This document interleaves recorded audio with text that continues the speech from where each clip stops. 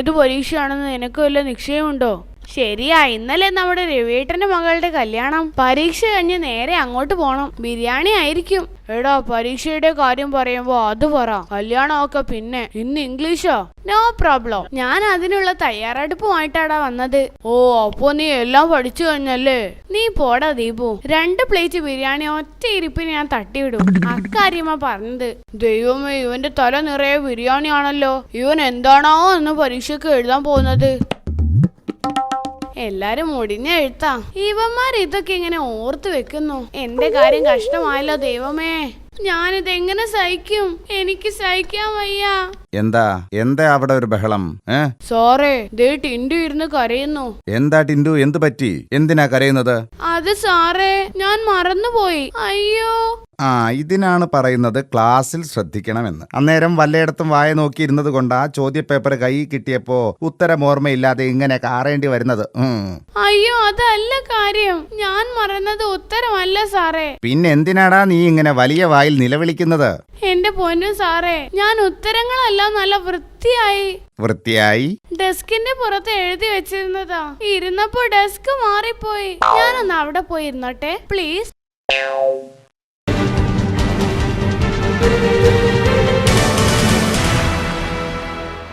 Hi Deepu, എവിടേക്കാടാ? കൃഷ്ണന്റെ അമ്പലത്തിലേക്കാ. ഒരു പുഷ്പാഞ്ജലി കഴിപ്പിക്കണം. ആരെ കൊണ്ട് കഴിപ്പിക്കാനാ നിന്റെ പ്ലാൻ? ഞാൻ കഴിച്ചാൽ മതിയോ? ഒന്ന് പോടാ മന്ദബുദ്ധി. എടാ, വഴിപാട് കഴിപ്പിക്കുന്ന കാര്യമാ ഞാൻ പറഞ്ഞത്. ഞാൻ നിന്നെ കണ്ടപ്പോ ആകെ സന്തോഷിച്ചതാ. ഒരു സിനിമയ്ക്ക് പോയാലോ എന്ന് ഓർത്ത് ഒക്കെ നശിപ്പിച്ചു. പുഷ്പാഞ്ജലി നാളെ കഴിപ്പിച്ചാ മതിയോ? ഏയ് പറ്റില്ല, അമ്മ വഴക്കു പറയും. ഈ അമ്മമാരെ കൊണ്ട് തോറ്റല്ലോ. നിന്റെ മുത്തശ്ശൻ പട്ടാളത്തിലായിരുന്നില്ലേ? പുള്ളിക്കാരൻ എങ്ങനെയാ മരിച്ചത്? മുത്തശ്ശൻ മരിച്ചെന്ന് പറയരുത്, വീരചരമം പ്രാപിച്ചു എന്ന് പറ. എന്തോ ചെയ്തെന്ന്? എടാ, വീരചരമം പ്രാപിച്ചു എന്ന്. അതെന്തോ ആടാ സാധനം? അതോ, അങ്ങനെ പറഞ്ഞാൽ മാതൃഭൂമിക്ക് വേണ്ടിയിട്ടുള്ള പോരാട്ടത്തിലാ മുത്തശ്ശൻ മരിച്ചത്. ഓഹോ, അപ്പൊ നമ്മുടെ മുത്തശ്ശന്മാരും വീരചരമം പ്രാപിച്ചവരാ അല്ലേടാ? അതിന് നിന്റെ മുത്തശ്ശൻ പട്ടാളത്തിലായിരുന്നില്ലല്ലോ. അല്ല, പട്ടാളത്തിലല്ല. പക്ഷെ പുള്ളിയും മാതൃഭൂമിക്ക് വേണ്ടിയിട്ടുള്ള പോരാട്ടത്തിലായിരുന്നല്ലോ മരിച്ചത്. ഓ, എങ്ങനെ? യുദ്ധത്തിനായിരുന്നോ? ഏയ് അല്ല, മൽപിടുത്തത്തിലാ. മൽപിടുത്തമോ? വല്ല പാകിസ്ഥാൻ ചാരനുമായിട്ടായിരുന്നോ മൽപിടുത്തം? ഏയ് ചേച്ചേ, ഇറച്ചി വെട്ടുകാരൻ ഖാദറുമായിട്ടാ. മുത്തശ്ശൻ മാതൃഭൂമി പത്രം വാങ്ങാൻ പോയതാ. പക്ഷേ കടയിൽ ആകെ ഒരു പത്രമേ ഉണ്ടായിരുന്നുള്ളൂ. അപ്പോഴാ കൂതറ ഖാദർ പത്രം വാങ്ങാൻ വന്നത്. അവർ രണ്ടുപേരും പത്രത്തിന് വേണ്ടി തല്ലായി. ഒടുവിൽ മുത്തശ്ശനെ ഖാദർ തല്ലിക്കൊല്ലുകയായിരുന്നു. അങ്ങനെയാടാ എന്റെ മുത്തശ്ശൻ മാതൃഭൂമിക്ക് വേണ്ടി വീരചരമം പ്രാപിച്ചത്.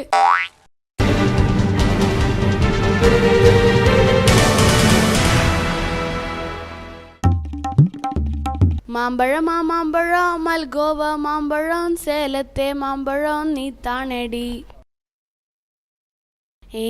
ചേലത്തെ മാമ്പഴം. ദൈവമേ, 5-8 കിട്ടിയിരുന്നെങ്കി കുശാലായേനെ. പക്ഷെ തനിച്ച് പറ്റില്ല. ഒരാളും കൂടെ സഹായത്തിനുണ്ടായിരുന്നെങ്കി സംഗതി ഈസിയായി നടന്നേനെ. തൽക്കാലം ഇവനെ കിട്ടിയാലും മതി. അതെ സുഹൃത്തെ, ഒന്നിങ്ങോട്ട് വരാമോ? ഒരു അത്യാവശ്യ കാര്യമുണ്ടായിരുന്നു. അതെ, ആ മാവ് ആരുടേതാ? അത് കണ്ണൻ മുതലാളിയുടെയാ. അപ്പൊ കുഴപ്പമില്ല. അതെ, ഞാൻ മാങ്ങ എറിഞ്ഞ് വീഴ്ത്താൻ പോവാ. ആരെങ്കിലും വരുന്നുണ്ടോ എന്ന് നോക്കിയാ മതി. കിട്ടുന്നതിൽ പകുതി തരാം. എന്താ പോരെ? അല്ല, അത് പിന്നെ ഒന്നും പറയണ്ടവാ.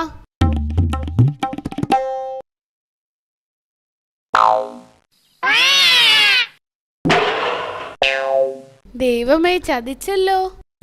കാറിന്റെ ചില്ല് പൊട്ടിയല്ലോ. ഏതവനാടാ ഇത് ചെയ്തത്? കണ്ണൻ മുതലാളി, അയാള് നിന്നെ കണ്ടു. എടാ, ആരാടാ ഈ തോന്നിവാസം ചെയ്തത്? ഇവിടെ നിൽക്കുന്നത് തോന്നിവാസമാണോ ചേട്ടാ? ആരാ എന്റെ കാറിന്റെ ചില്ല് എറിഞ്ഞ് പൊട്ടിച്ചതെന്ന്? ഓ, അതോ, അത് ഞാനും കേട്ടു. ചേട്ടൻ വിശ്വസിക്കുമോ? അല്പം മുമ്പ് ഒരു കാക്ക മൂത്രം ഒഴിച്ചപ്പോ പൊട്ടിയതാ. കാക്ക മൂത്രം ഒഴിച്ചെന്നോ? അസംബന്ധം. നിങ്ങള് വലിയ മുതലാളിയാണെന്ന് കരുതി പാവം കാക്കയ്ക്ക് മൂത്രത്തിൽ കല്ലുണ്ടായിക്കൂടെ മിസ്റ്റർ?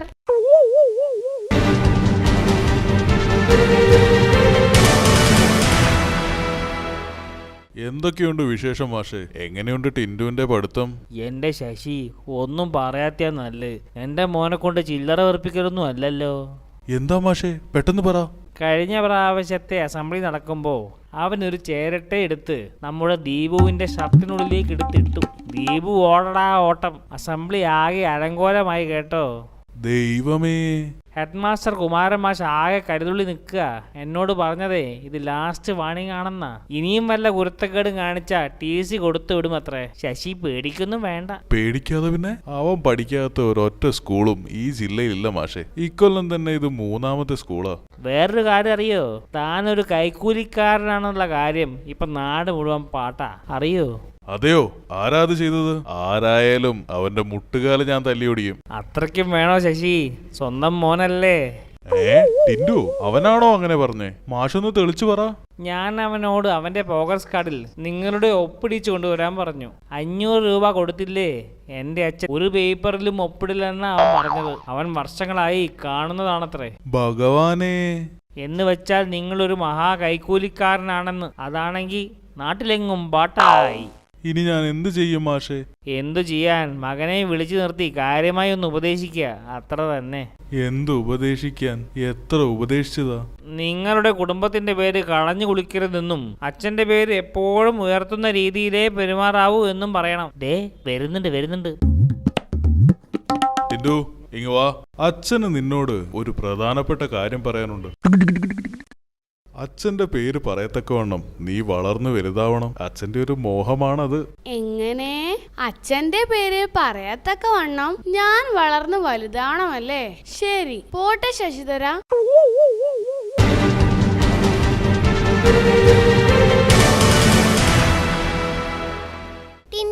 എനിക്ക് കലാമേളയിൽ അക്ഷരശ്ലോകത്തിന് A ഗ്രേഡ് കിട്ടി. ഓ, അക്ഷരശ്ലോകം. ആ അന്താക്ഷരി മോഡൽ പരിപാടി.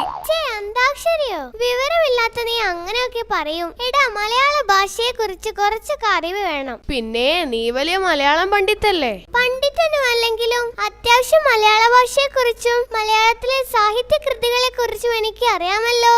അതെനിക്കും അറിയാം. മിക്ക നോവലുകളും കവിതകളും എനിക്ക് ബൈഹാട്ടാ. എന്നാ ഞാൻ ചോദിക്കട്ടെ, ബഷീറിന്റെ മതിലുകളെ പറ്റി എന്താണ് അഭിപ്രായം? മൂപ്പരുടെ വീടൊരു പഴയ സ്റ്റൈലാണെങ്കിലും മതില് സൂപ്പറാ. എന്താ ചോദിച്ചത്? വെറുതെ ചോദിച്ചതാ. തകഴിയുടെ ചെമ്മീനോ? ബെസ്റ്റ് അല്ലേ? തേങ്ങ അരച്ച് വെക്കുന്നതാ എനിക്കിഷ്ടം. നീ എന്താ സാഹിത്യ കൃതികളെ കുറിച്ച് എന്നോട് ചോദിക്കാത്തെ? ചുമ്മാ ചെമ്മീൻ മത്തി എന്നൊക്കെ പറയുന്നത്. ഇനി അടുത്ത ചോദ്യം. ഇത് പ്രശസ്തമായ ഒരു കവിതയിൽ നിന്നും എടുത്തൊരു ഏടാണ്. ഏടോ? അതെന്തോട്ട് സാധനം? ഏടെന്ന് പറഞ്ഞ കവിതയുടെ ഒരു അറിയില്ലല്ലേ? ചുമ്മാ വെച്ച് കാച്ച ഏട് പോട് എന്നൊക്കെ പറഞ്ഞ്. ഓ, നിന്നെ കൊണ്ട് തോറ്റു. എന്നാൽ കവിതയിൽ നിന്ന് എടുത്തൊരു ഭാഗം ഞാൻ പാടാം. എടി മണ്ടി, കവിത പാടുകയല്ല ചൊല്ലുകയാ. ഓ ശരി ചൊല്ലാം. മുറ്റത്തെ തൈമാവിൽ നിന്നും ആദ്യത്തെ പഴം വീണപ്പോൾ. അതെപ്പോ വീണു? അതങ്ങ് വീണു, ചുമ്മാ എടേ കേറാതെ. എന്നിട്ട്? ഈ കവിത ഒരു അമ്മയെ കുറിച്ചാ. ആദ്യം ഞാൻ സംഭവം പറഞ്ഞു തരാം. മുറ്റത്തെ തൈമാവിൽ നിന്നും ആദ്യത്തെ പഴം വീണപ്പോൾ അമ്മയുടെ കണ്ണിൽ നിന്നും കണ്ണീർ ധാരധാരയായി വീണു. ടിൻഡു പറ, എന്താവും കാരണം? മാങ്ങ വീണത് അമ്മച്ചിയുടെ തലമണ്ടയിലായിരിക്കും. അതാവും പാവം കരഞ്ഞു പോയത്.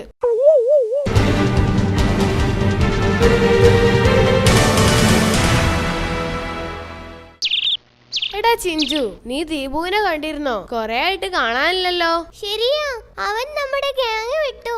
ദാ വരുന്നുണ്ട്, ഉരുണ്ട്. നീ എന്താ ക്രിക്കറ്റ് കളിക്കാൻ വരാത്തെ? എന്താ മടുത്തോ? മടുക്കാനോ? ദീപു ഇല്ലാതെ എന്ത് ക്രിക്കറ്റ്? നീ എന്തായാലും വരണം, ഞങ്ങളുടെ സ്റ്റാർ ബോളർ അല്ലേ.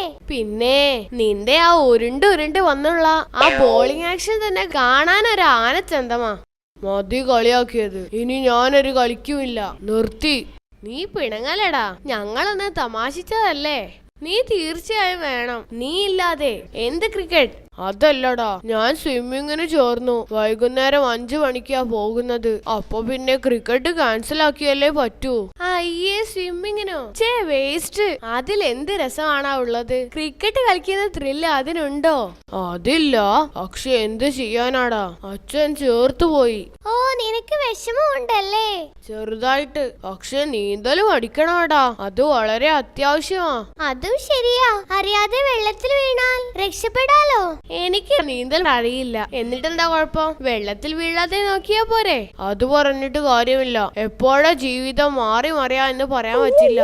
എന്ത് സംഭവിക്കാൻ? ഞാൻ ഏതായാലും നീന്തൽ പഠിക്കില്ല, വെറുതെ കാശ് കളയാൻ. എടാ, ഇക്കാലത്ത് എല്ലാവരും നീന്തൽ പഠിക്കുന്നത് മസ്റ്റാ. എന്റെ വീട്ടിലെ ടോമിക്ക് വരെ നീന്തൽ അറിയാം. ആരാ അത്?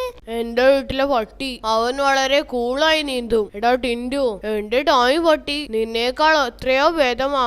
അപ്പൊ നിന്റെ വീട്ടിലെ പട്ടി വരെ നീന്തും അല്ലേ? അല്ല, നീ പോയിട്ട് സ്വിമ്മിങ് പഠിച്ചോ? പിന്നെ കൂളായി നീന്തും. ചോദിക്കട്ടെ, പിന്നെ നീയും നിന്റെ ടോമിയും തമ്മിൽ എന്താടാ വ്യത്യാസം?